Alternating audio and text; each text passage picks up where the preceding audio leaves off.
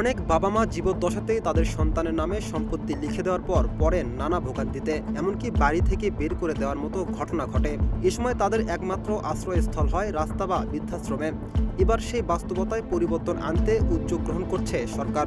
সন্তানের নামে সম্পত্তি হস্তান্তর করলেও জীবদ্দশায় বাবা মায়ের ভোগ দখলের অধিকার নিশ্চিত করতে সম্পত্তি হস্তান্তর আইন সংশোধনের পরিকল্পনা করছে বিএনপি সরকার।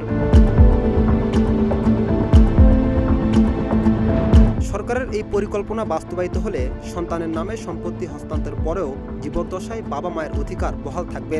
সেক্ষেত্রে সন্তান সম্পত্তি বিক্রি করতে চাইলেও বাবা মায়ের সম্মতি বা স্বাক্ষর বাধ্যতামূলক হবে। বাবা মা সম্মতি না দিলে সন্তান ওই সম্পত্তি বিক্রি করতে পারবে না। সরকারের উদ্যোগে আইনটি সংশোধিত হলে আদালতে দেওয়ানি বা সিভিল মামলার সংখ্যা অনেকটাই কমে যাবে, যার বড় অংশে মূলত সম্পত্তি বণ্টন ও হিসাব নিকাশ নিয়ে তৈরি হয়। বর্তমানে মুসলিম আইনে হেবা বা ওয়াসিয়ত আর হিন্দু আইনে উইল করার বিধান রয়েছে, কিন্তু হেবার মাধ্যমে সম্পত্তি হস্তান্তরের পরপরই বাবা মায়ের সম্পত্তি নিয়ন্ত্রণ হারিয়ে ফেলে। পরে সন্তানরা দেখাশোনা না করলে তাদের অসহায় অবস্থায় পড়তে হয়।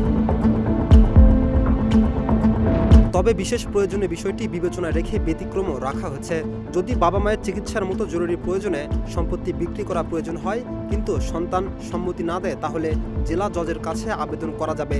পরিস্থিতি বিবেচনা করে জেলা জজ প্রয়োজনীয় সিদ্ধান্ত দিতে পারবে। সরকারের আশা, আইনটি সংশোধন হলে বাবা মায়ের অধিকার আরও সুরক্ষিত হবে, পারিবারিক বিরোধ কমবে এবং সম্পত্তি সংক্রান্ত দেওয়ানি মামলার সংখ্যা উল্লেখযোগ্যভাবে হ্রাস পাবে। বৃহস্পতিবার সচিবালয়ে সাংবাদিকদের সঙ্গে আলাপকালে এসব তথ্য জানান আইনমন্ত্রী মোহাম্মদ আসাদুজ্জামান। রাকিব হাসান, ইত্তেফাক নিউজ।